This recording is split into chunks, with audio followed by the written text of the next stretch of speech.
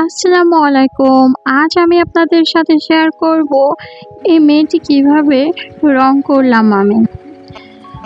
আর মেয়েদের back side থেকে শাড়ি পরা ছবি আমাদের খুবই প্রিয় একটি ছবি। আজকে আমি দেখাবো কিভাবে এই ছবি এঁকে রং করতে হয়। তো রং করার জন্য আমি প্রথমে একটি ছবি এঁকে নিয়েছি পেন্সিল দিয়ে। এরপর আমি এর উপরে ডার্ক ইয়েলো কালার এবং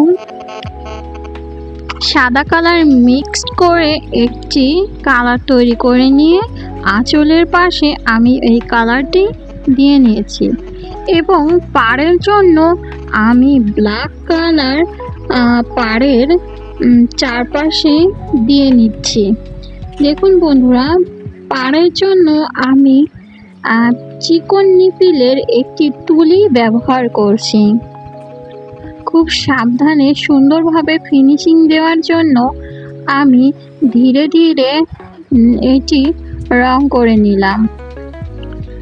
এরপর আমি অপর প্রান্ত ঠিক একইভাবে রং করে নিব।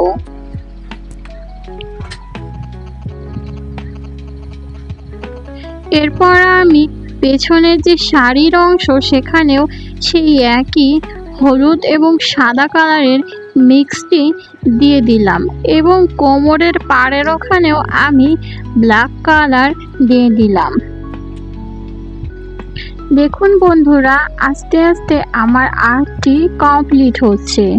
এরপর আমি ব্ল্যাক কালারের ব্লাউজ আঁকার জন্য ব্ল্যাক কালার দিয়ে ব্লাউজের অংশ কালার করে নিলাম এবং পিঠের খোলা অংশটুকু আমি বাদ রেখে দিলাম।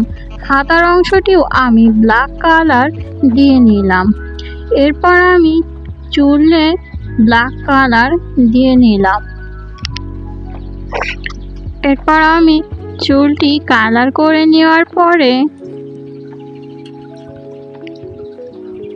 চুলের হালকা কালার আনার জন্য আমি সাদা কালার হালকা করে উপর দিয়ে পলিশ করে দিলাম এবং স্কিন কালারের জন্য আমি হালকা হোয়াইট কালার দিয়ে দিলাম।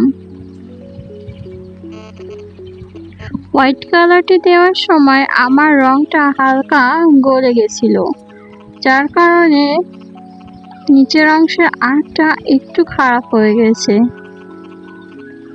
এরপর আমি পিছনের ফিতেটা দিয়ে নিলাম।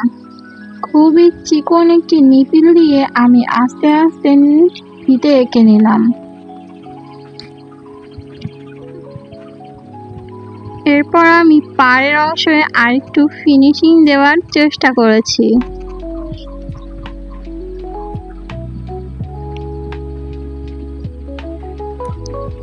এখন আমার আর্টটি প্রায় শেষ পর্যায়ে।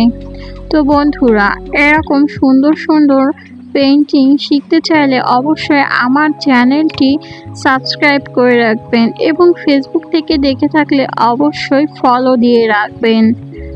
নিজের সন্তানকে সুন্দর সুন্দর আর্ট শেখানোর জন্য আমার পেজটি ফলো দিয়ে রাখতে পারেন। তো আমি ভাবছিলাম পাড়ে একটু ডিজাইন দেওয়া যাক, তার জন্য আমি সাদা কালারের ফোঁটা ফোঁটা দিয়ে ডিজাইন দিয়ে নিয়েছি এবং সব শেষে মার্কার দিয়ে আরও একটু শেপ দিয়ে নিলাম যাতে আরও একটু সুন্দর লাগে। ধন্যবাদ সবাইকে।